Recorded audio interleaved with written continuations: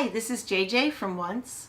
Thanks for joining us tonight for some special content made just for you by the Once production family. Art and community are our priorities at Once. We love making videos for you, and we love making great live experiences for you too. Please come join us at one of our live shows soon. But for now, enjoy the show, and thank you so much for all of your support. We really appreciate you, and you rock.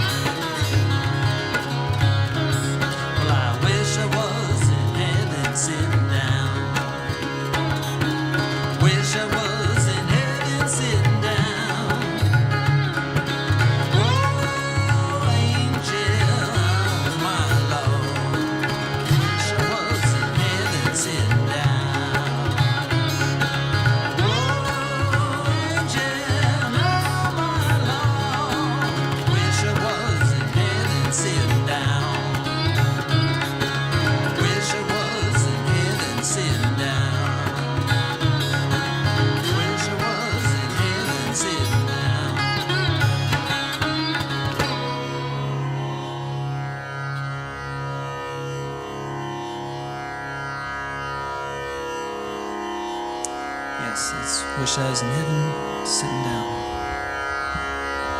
Sung by the great Reverend Robert Wilkins and his son Reverend John Wilkins.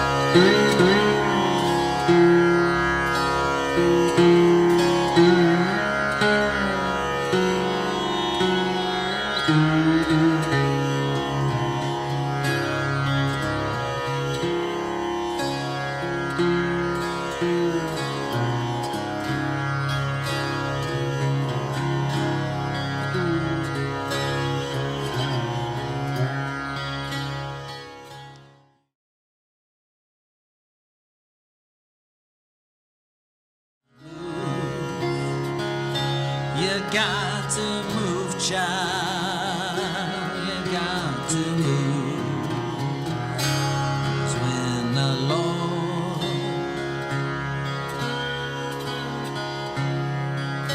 you got to move.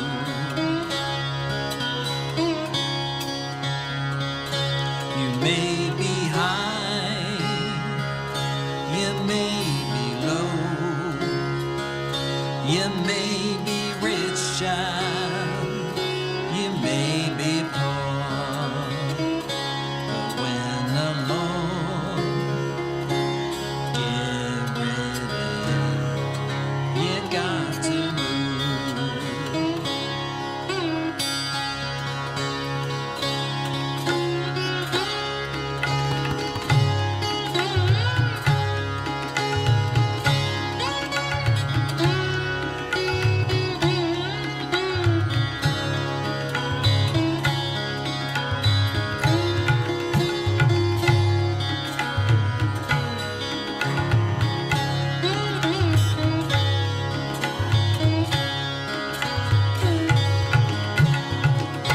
You may be high, you may be low, you may be rich, child, you may be poor, but when the Lord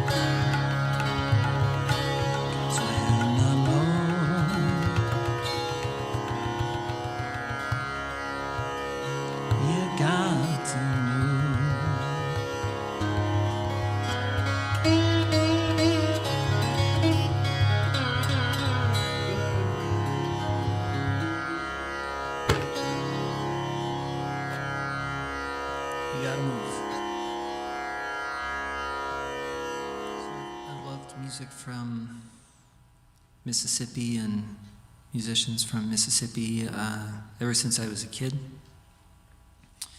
When I was somewhere around 7 years old, I heard the music of John Lee Hooker right around the same time that I first heard the Ramones. And I feel like those two musical introductions really set the course of my own life playing the guitar. I love really many musicians out of Mississippi, and I feel that there's a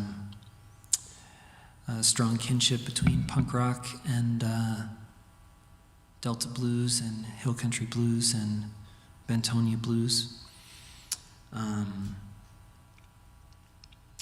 I feel like this is something I've enjoyed reflecting on over the years, the last 4, 5, 6 years especially, while I've been traveling around playing before COVID. One of the questions I have often asked myself, as any musician who loves what they do will ask, is, what does this music mean to me? And what does the blues mean to me? What does punk rock mean to me? And I especially, having lived in Boston for well over 20 years now, I've often asked myself what music means to me, especially when it's a tradition that I didn't grow up around or physically close to. And for me, loving the blues and admiring the musicians who made it and being influenced by it is a means to practice compassion. It's a means to appreciate humanity and to respect and admire and cherish humanity in others and in myself. Listening to and playing this music is, for me, it starts with what you feel in the heart when you appreciate someone else playing it or when you're playing it or learning it, and that extends outward. And I think that continues to hold meaning for me this year especially. And I think that this music and the people who created it and sustain it still have a lot to teach us, to teach the whole world about what it means to be a kind and compassionate person. And music from the American South I've seen from playing around Europe, playing all over Europe especially, it speaks to people all over the world. And this music still has a lot to say and a lot to teach us. And so I thought it'd be nice to play a song that I've written and that Koushik and I have been playing together for a number of years now. It's on a record we made together a couple of years ago, and was inspired by seeing Robert Belfour, great Mr. Robert Belfour, play in Clarksdale, Mississippi in 2014, I guess, right before he passed away. So this song is called "If You Are to Suffer."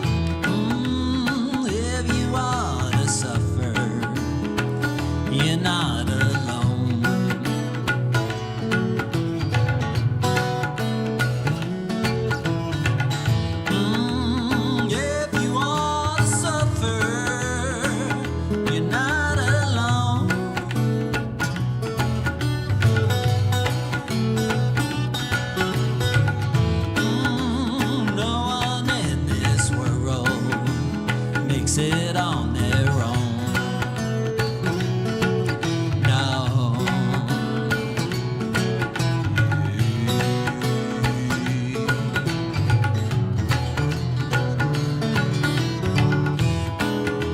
Some are born to struggle, some are born to eat.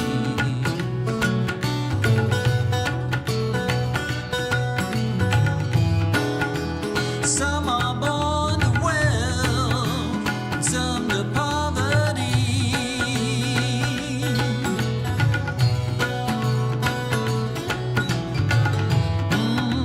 But one day each of us will be brought to our knees. Wow.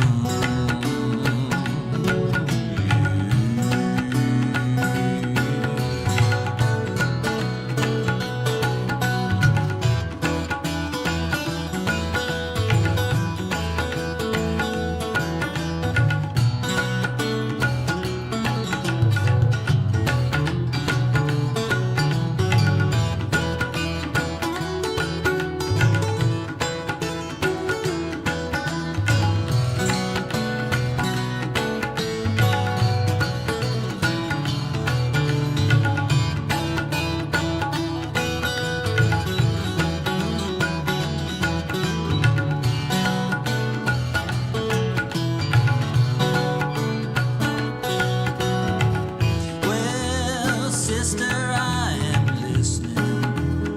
Tell me what is true.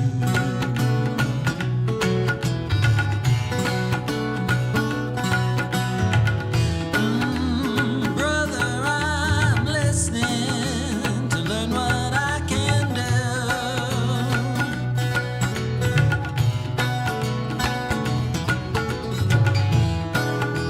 Show me what is missing from my point of view.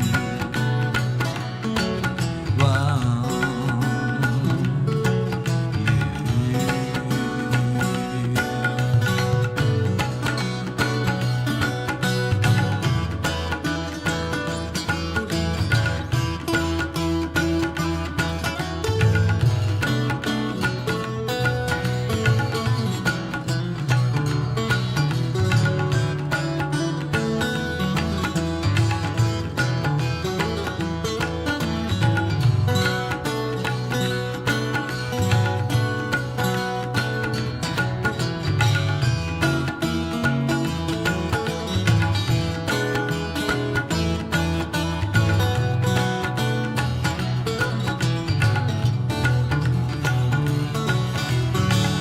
Well, if you wanna suffer, you're not alone.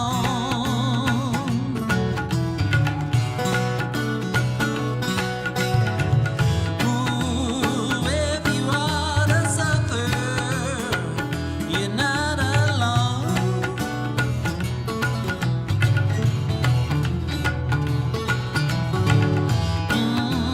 No one in this world makes it on their own.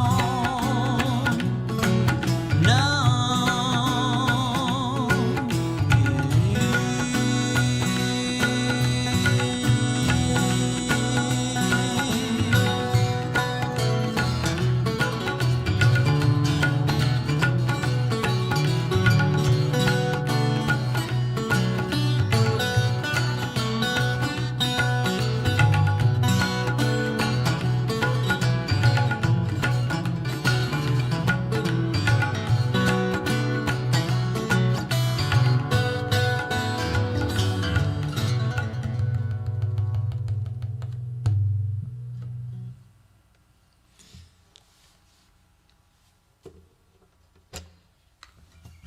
Yeah, that features Koushik Chakrabarty on the tabla.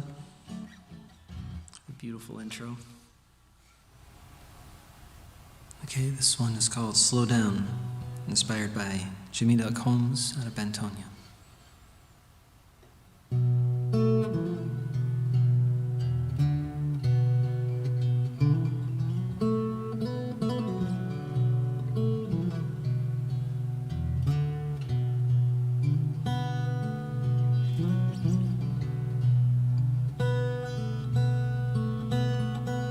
Slow down, slow down.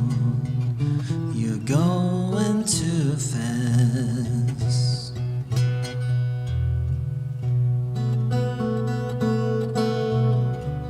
Slow down, slow down. You're going too fast. And nobody knows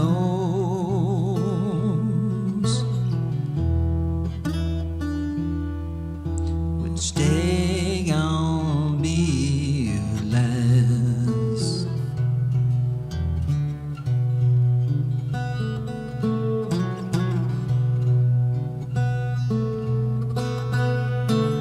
Evil and trouble all over town.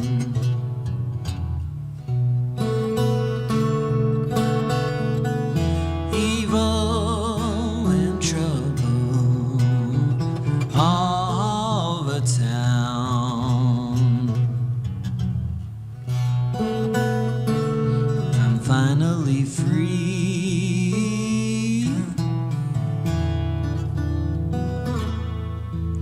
Long as you stay around.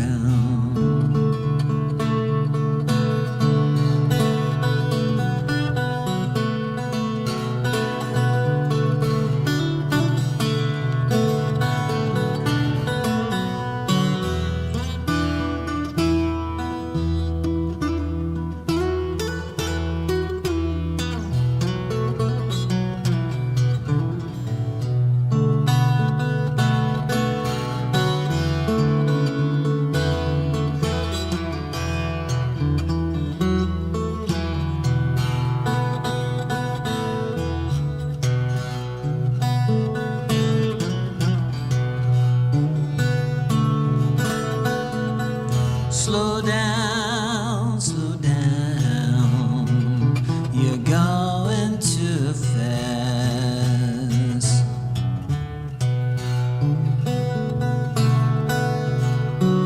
Slow down, slow down. You're going too fast. And nobody knows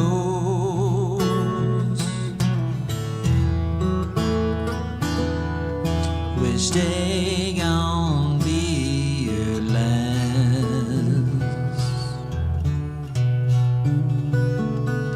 No, nobody knows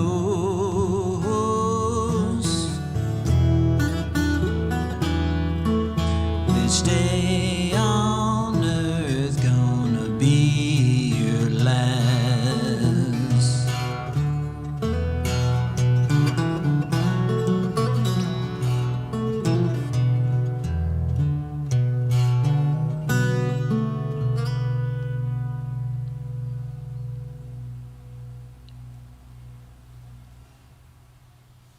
Okay, I'm Ryan Lee Crosby. This is Koushik Chakrabarty. Thanks to JJ and the Once crew for having us here. It's been so nice to play and to get a much needed reminder of how sweet and wonderful it is to be with other people in music, and it feels so great to be here in the Once Lounge and to just feel the vibrations in the room. And this is a wonderful place, and we're blessed to have it and to have access to it. So thanks so much for having us.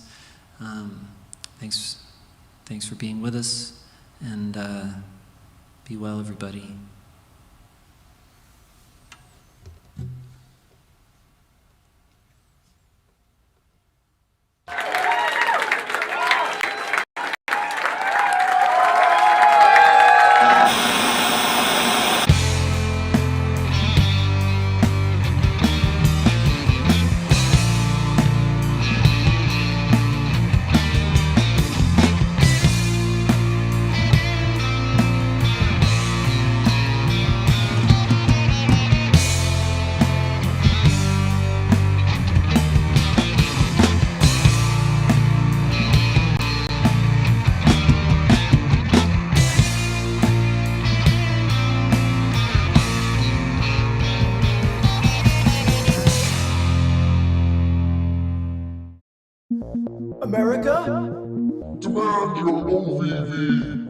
want my OVV! I want my OVV! I want my OVV! Your favorite bands! The What's Nightclub! All online? Tell your computer. Grab your mobile device?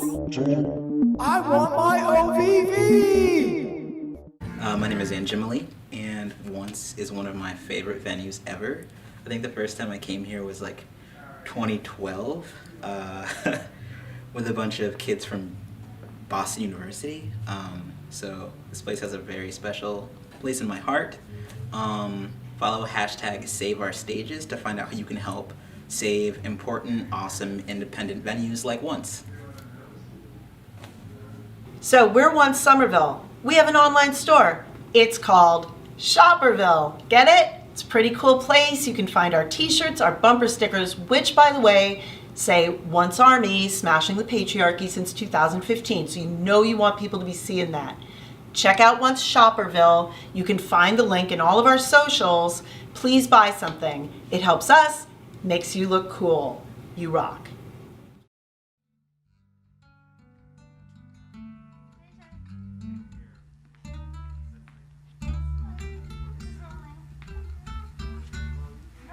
Am I good? Let's try that again.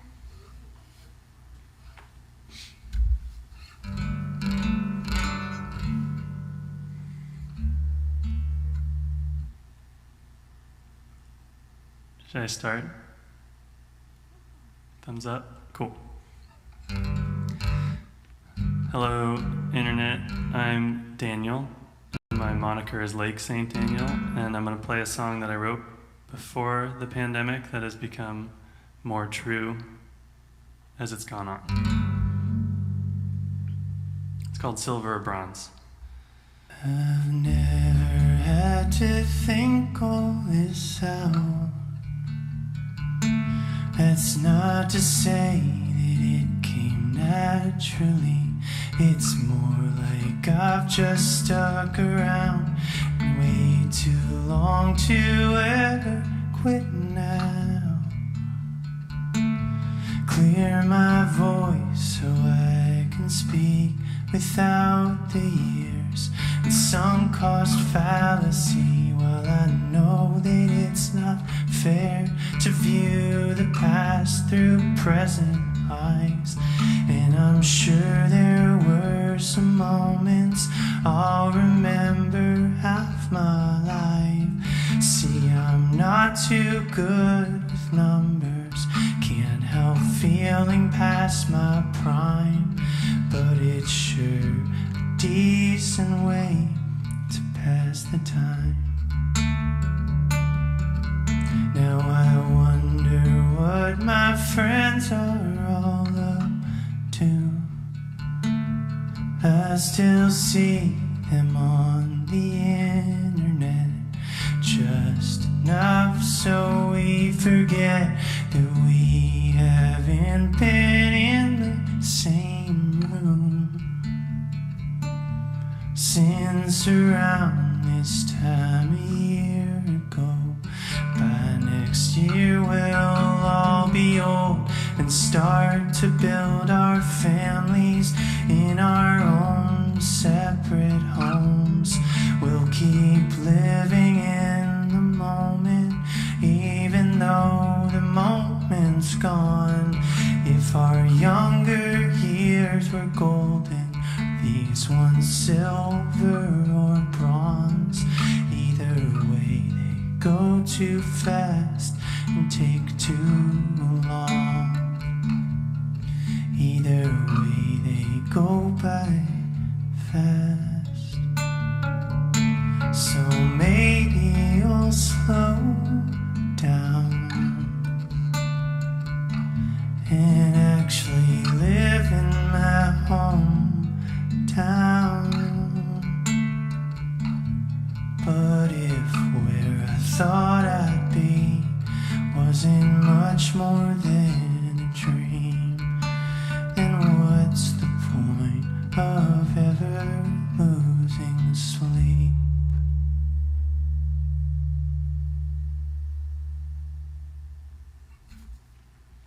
All right, there's my first song, and here's another one. This one was written after the lockdown began. What's in a day well spent? Is it working every morning, coming home, going to bed? Well, today's got me thinking that can't be it. Now everything of value isn't worth a shit.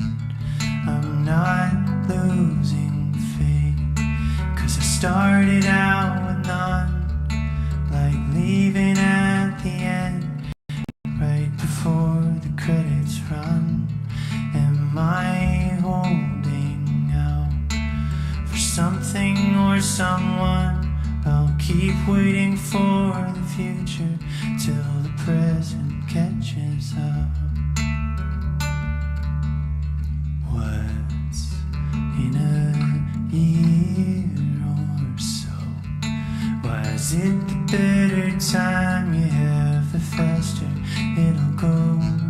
If the best advice is to take it slow, then by my calculation, the point is to quickly grow old and lose your faith.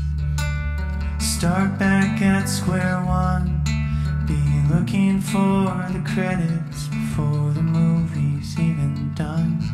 And if you're holding out for something or someone, just keep waiting for the future till the present catches up. Oh.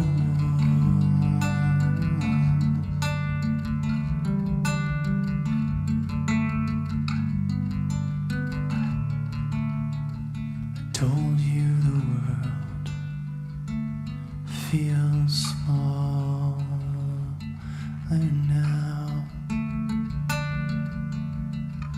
You said, I think the sun came out. Oh,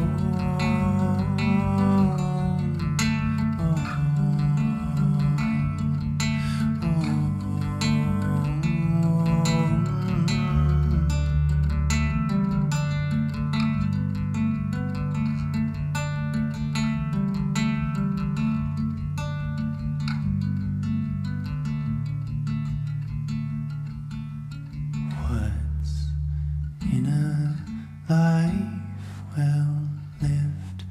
Grow up, get a job, settle down, have a kid. If that's all there is to this, I guess you may as well start living like you've got something to miss.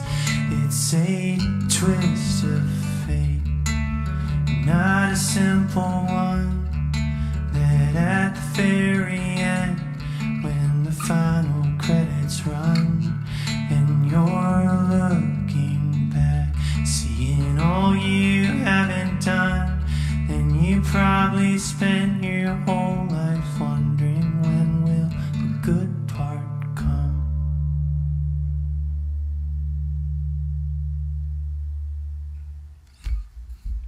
Thank you, Internet.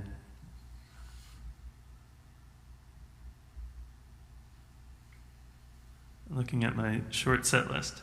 Here's a lot of these songs were written after lockdown began, about half before. But I was talking to my sister, and we kind of both simultaneously realized that it's kind of called into, or brought to light, what is important in life, at least for us, maybe for others. This song's about feeling older. It's called Faking Asleep. You made a promise you kept from me when I was a child, to never yell how you felt. I think about that a lot, even if I can't say exactly how much that helped me where I am now.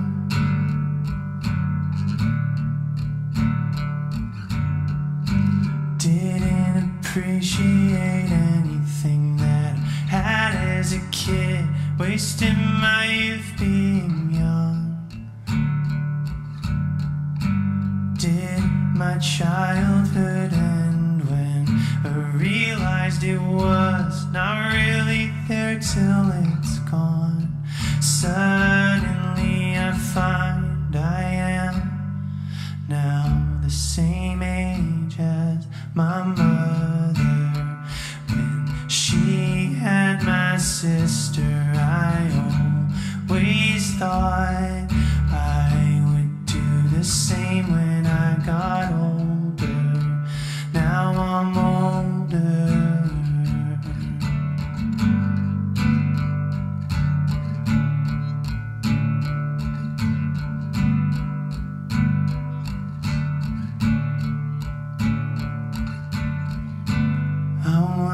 What I might say to this person I make when they finally arrive. In spite of everything else they might see on TV, they should be patient and kind. Oh, I think I just miss being that much smaller than my father, driving back home in his car, faking asleep, taking me inside on his shoulder. When did I get older? Have I grown up? And will I lose touch? Is it enough if I make someone I'm proud of? Oh,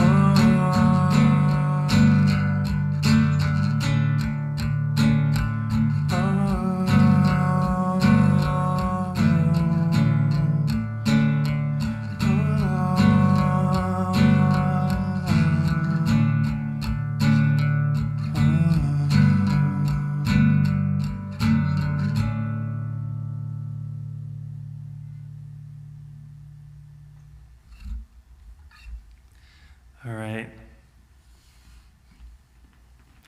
Obviously, I've been feeling a lot of things during this time, and I wrote this next one. I always said I'd never write a political song, but then I did it, kind of. I had a conversation with my dad where I told him I lost faith in humanity, and he said, hang on a sec, and so I kind of wrote our conversation into a song. Doesn't have a name yet. I hope I remember the words.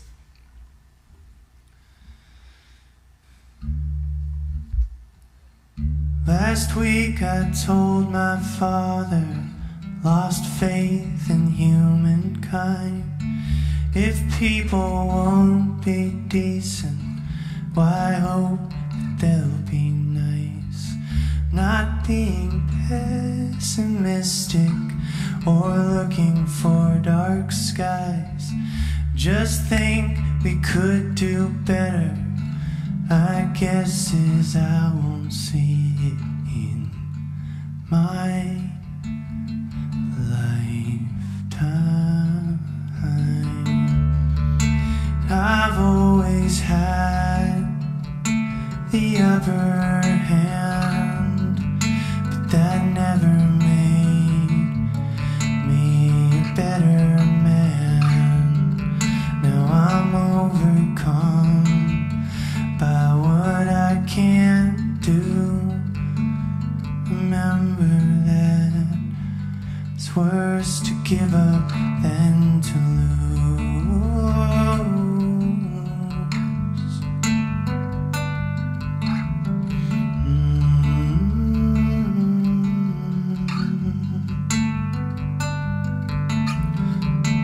He said, I know it looks bad right now, the world's on fire. Maybe the heat will get us to stand on the same side. optimistic or waiting for blue skies. I've been around a while. My guess is not quite as good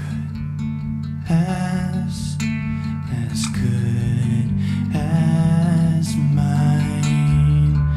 See, I've always had the upper hand. That never made me a better man.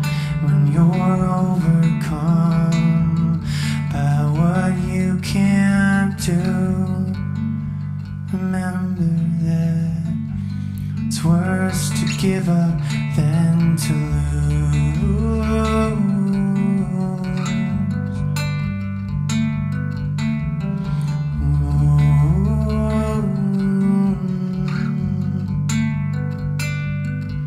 And I guess if the world is half full of real darkness, we all might just sometimes be twice as kind.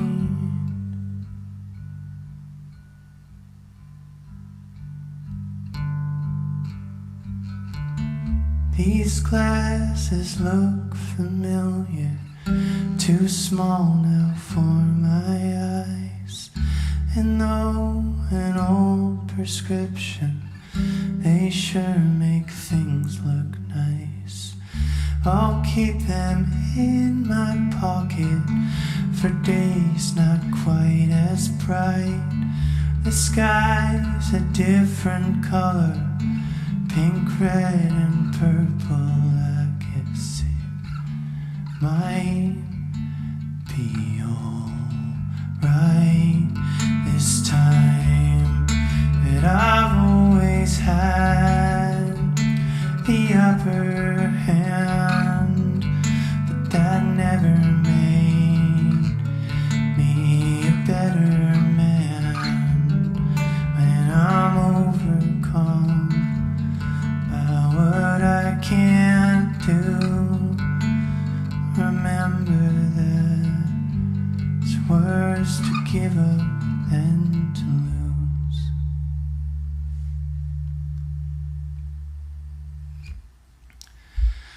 All right, I'm gonna play one more, if that's, my time is okay. Seems like it. Okay. Here's another song, another type of song I said I'd never write. It's a love song. A happy love song, rather. My hands are falling asleep. But then I realized that it's possible to write a positive song about love that's not annoying. Or I tried to, at least. It's called Good Things.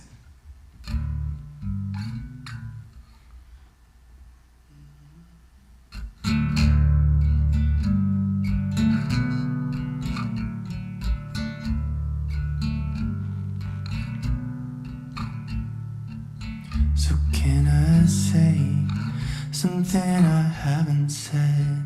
That it feels better to actually give a shit about someone that is besides myself. I think it's nice to feel something I've not felt for a while, almost forever. I guess it's been the same dream. Another year spent driving my house down the highway. Just me, my stuff in the wrong lane.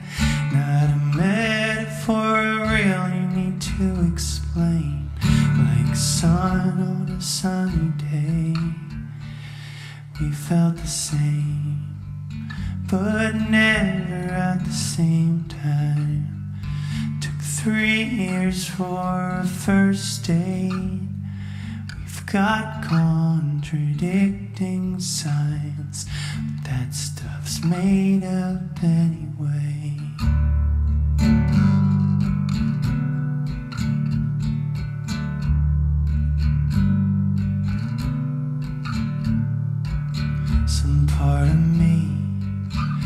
think some part of you lived in the contrast of what we both knew. And it was strange, just for a moment or two, sharing the same dream. And a bored week, driving ourselves down the highway, just us, our stuff in the right lane. Not a metaphor I really need to explain. Like sun on a sunny day, we felt the same, but never at the same time. Took 3 years for our first date. We've got contradicting signs, but that stuff's made up anyway. Oh, to mean something to someone. Hey, I think I finally figured it out. If good things are coming in the long run, maybe this time I'll wait around.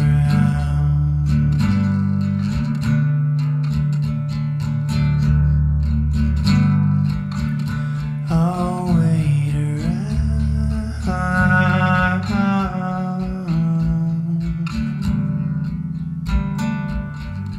I'll wait around.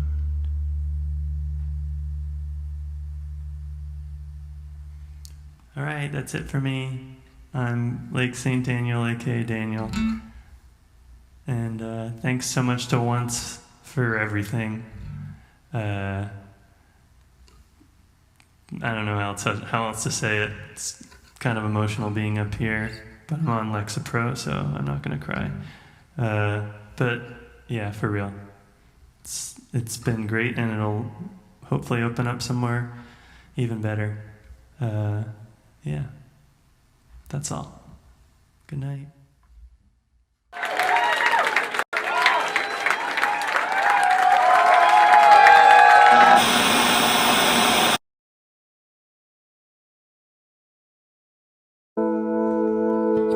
Once Somerville started unexpectedly.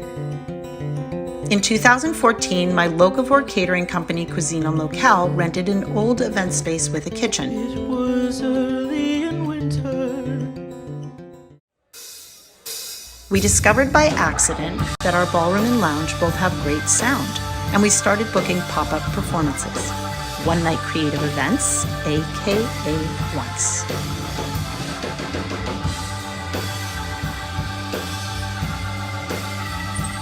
In short time, we were operating as a 2-room, 411-person safe and inclusive venue. We hosted so many amazing bills, with local and touring bands and performers, sometimes 7 nights a week. We worked hard to make the best experiences we could, and our friends kept showing up and bringing their friends. COVID closed our doors on March 12, 2020. Once Somerville, the physical space we all love, went dark. In May, we started a Once virtual venue, streaming performances to stay close to our community until we could be open again. We've hosted premieres, listening parties, dance nights, interviews, and variety shows. We're down, but damn it, we are not out. We're going to do whatever we can to continue to produce shows through our Once virtual venue, the OVV. With your patronage, we can continue to produce our special programming with the goal of paying artists and staff and helping us all to bridge this transition together. We would love any support you can offer. A like and a share of our OVV YouTube channel. Buying something from Shopperville, our virtual merch booth. Make a gift through Venmo or PayPal, or best of all, subscribe to one of our Patreon membership levels. We're offering special content and access, discounts, and merch items. Mostly, right now, we're asking you to join us and stay with us on this journey. We miss you, and you rock.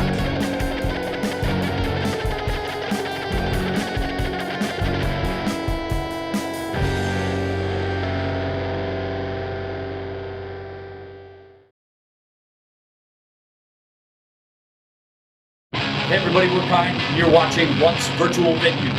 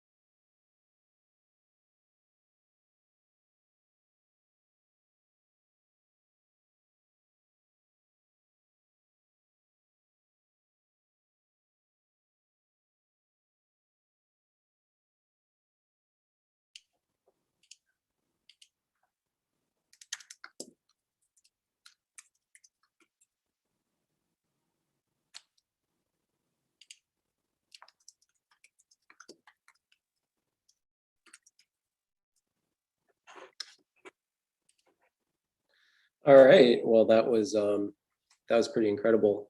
I think I could say about both of those sets that they were both intimate and also powerful. So thank you for the music, guys. So these sets were both filmed last fall, so quite a while ago at this point, during the pandemic, before everyone was vaccinated. I'm wondering if you guys have made a return to live gigs since then. Who wants to go first? Go ahead, Ryan.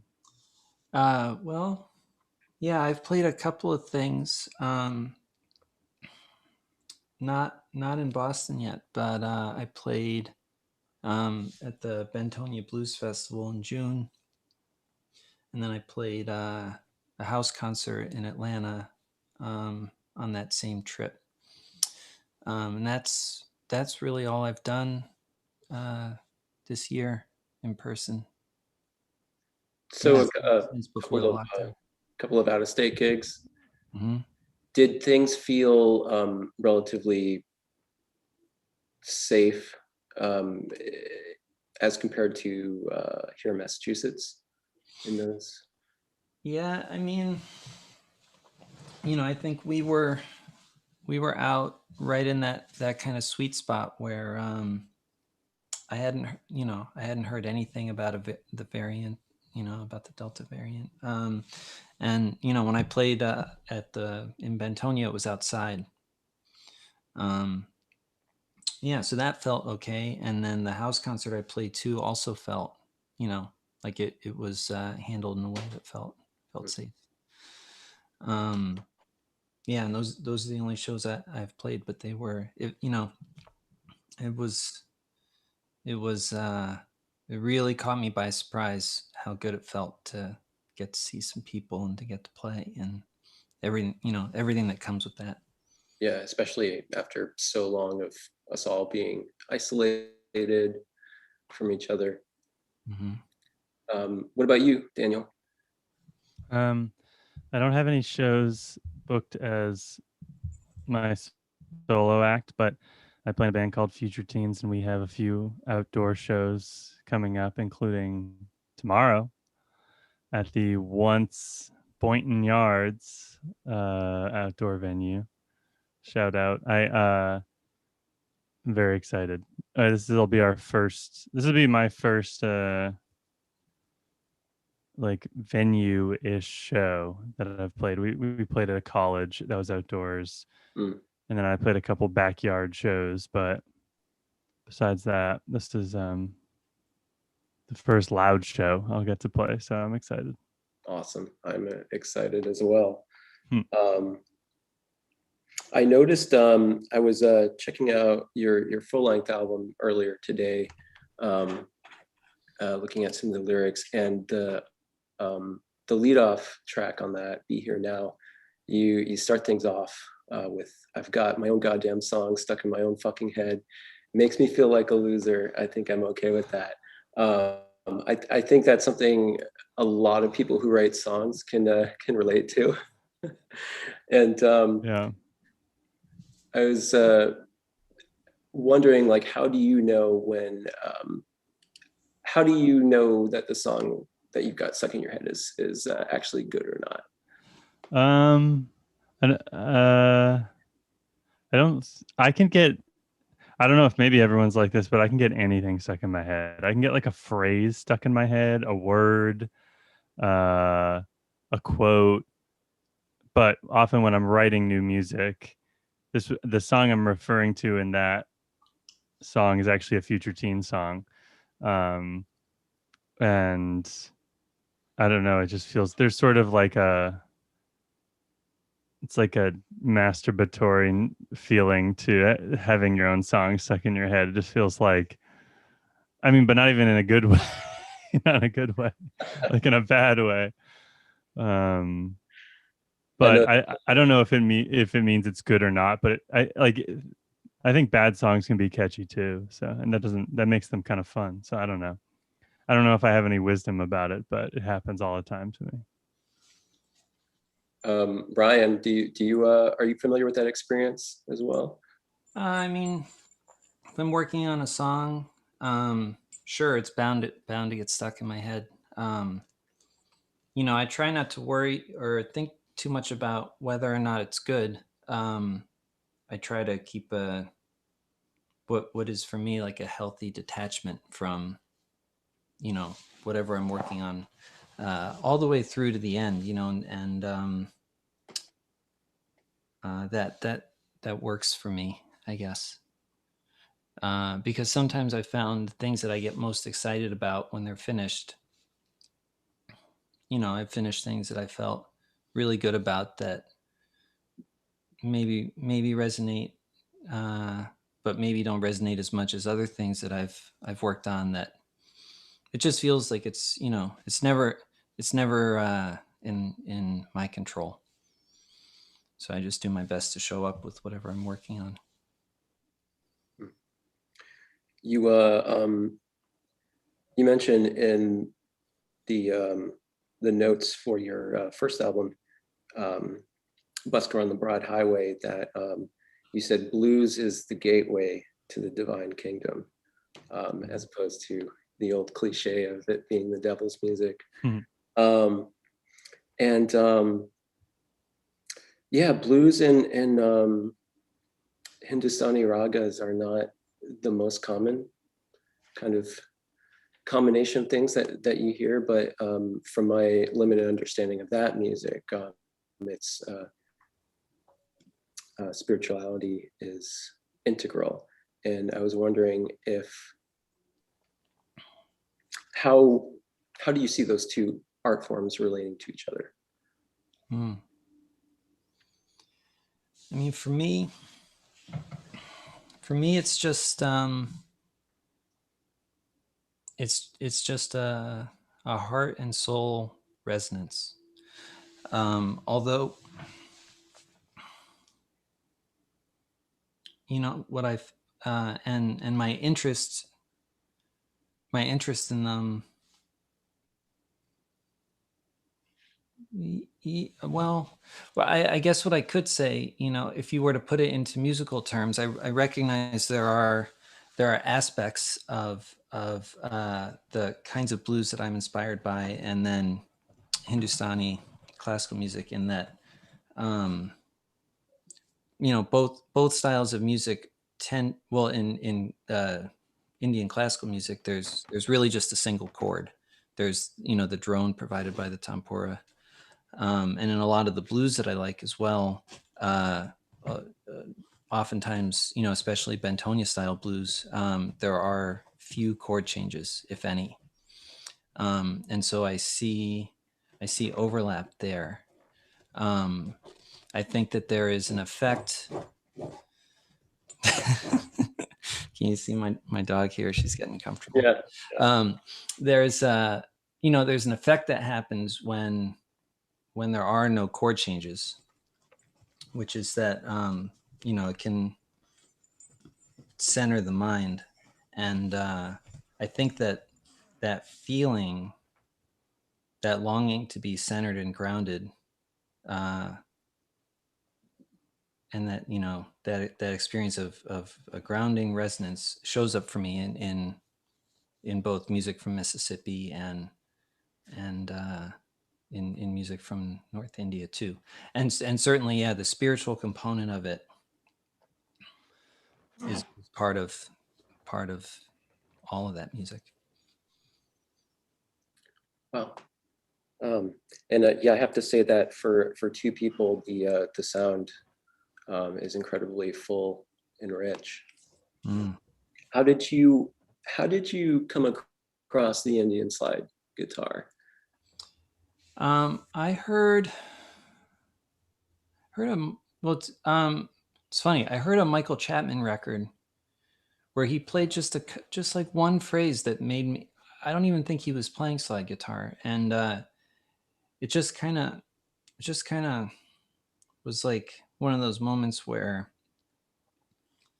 you feel like you get struck by lightning, and I thought, wow, what would it be like to hear that sound of raga music played on a slide guitar? And then once I started thinking about it, I was able to find pretty soon after that there were a couple of people who were doing it, and that also I think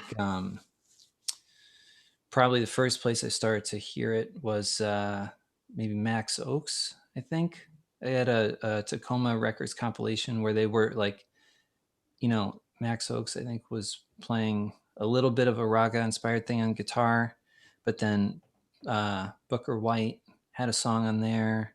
Robbie Basho had a 12-string song on there. I think it's called Contemporary Guitar. And so all those elements, they were kind of floating around. And there's a great, really interesting record called Call of the Blues with Manish Pinglay and Michael Messer, and they explore it there. I didn't hear that record until much later, but yeah, I guess that's kind of how I found out about it. Yeah, That's very cool. yeah. And I should just mention that, Debashish Bhattacharya, the great Indian musician who designed the instrument that I played in the video, I was actually able to meet him not that long after having interest in slide guitar, and so he kind of opened that doorway for me. Nice. Yeah, and it has a really interesting history of because after I saw you play that instrument for the first time, I went and like researched it, and like it started with just like a Hawaiian guitarist like bringing over the lap steel, and then several musicians kind of like modified their own arch tops, and over time you had different players making different modifications to it. Yeah. So, yeah.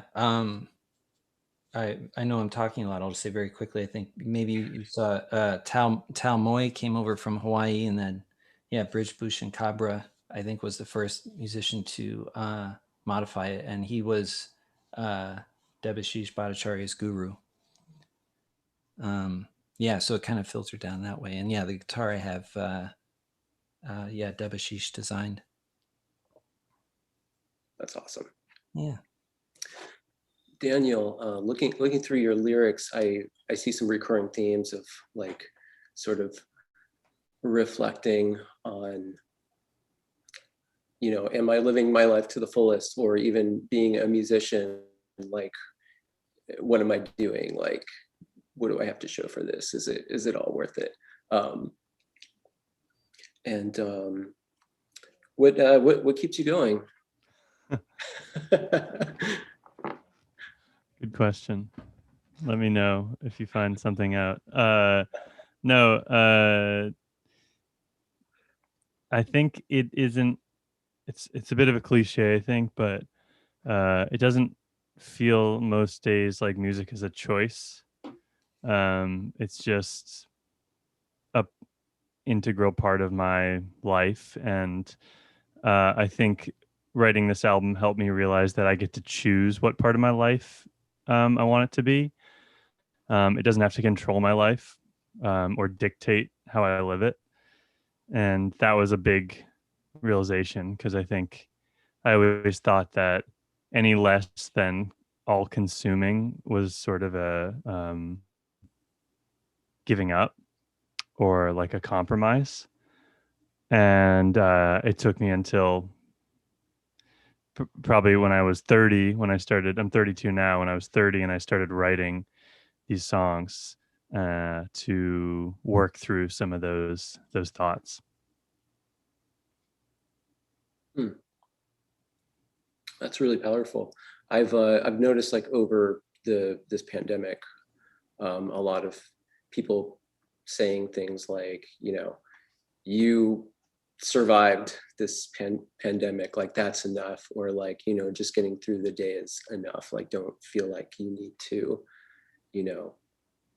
accomplish all these things every day.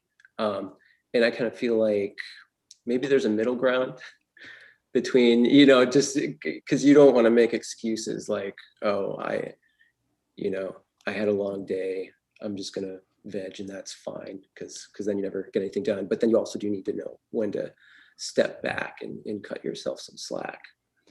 Yeah, for me, it was, I had been touring more or less, I mean, at least a few months to 7 months, 3 to 7 months out of the year since for like 10 years.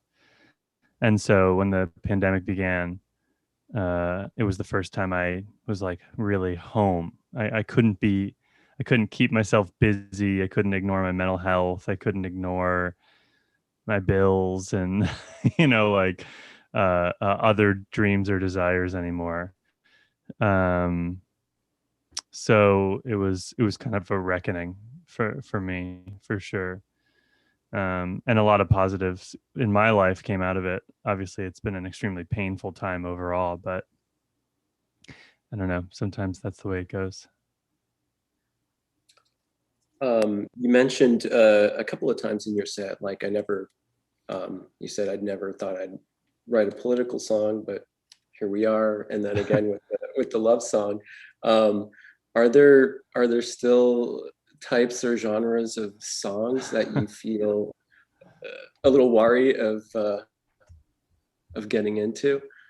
At this point, I think anyone who's listened to my other band knows, like, write a lot about like misadventures and romance, and right now I have no plans to have any more misadventures and romance, and I hope I don't have any, because I'm with someone that I really love. So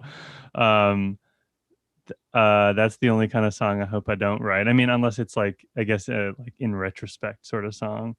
There's plenty of material I can mine, but I think that part of this project was trying not to mine pain anymore and trying to focus on, that's where the album title comes from, is good things. So focus on the good things in my life and not just be hyper focused on all the bad things or the painful things and try to create art from that, but trying to create art from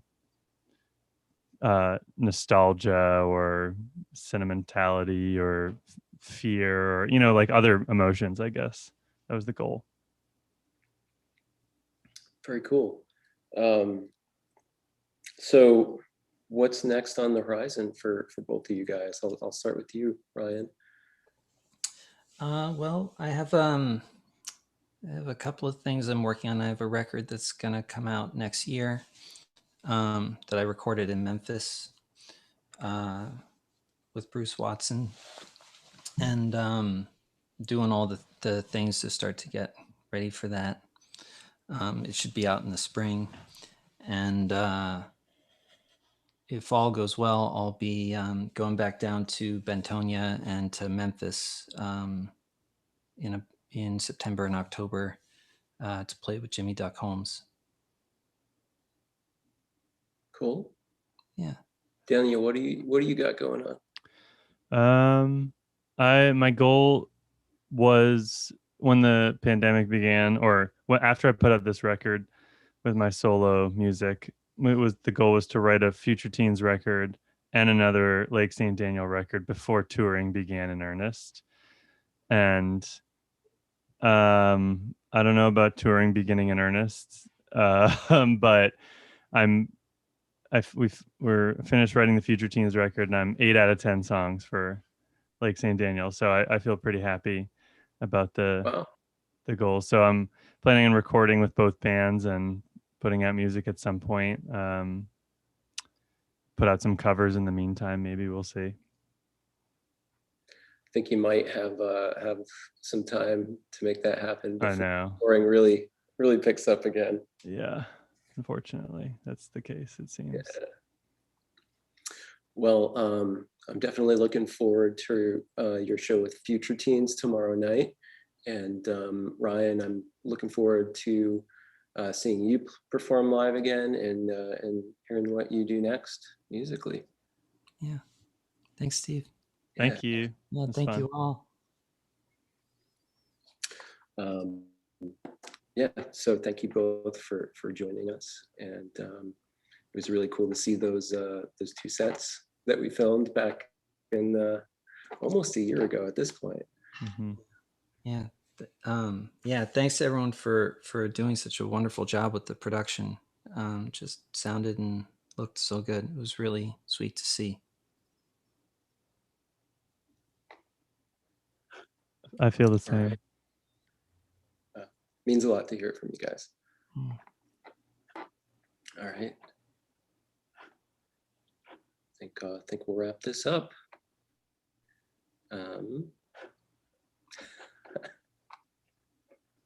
Just waiting for Like, share, Subscribe.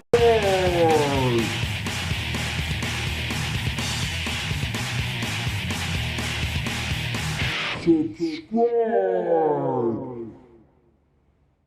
Hello, this is Tim Hall here, musician, saxophonist, and poet. I'm here at Once and just need to say how important it is to support the local arts and local businesses. Once is such an important venue to the scene of artists and creators. They're doing amazing work. Please go and support. See you soon. Tim Hall, out.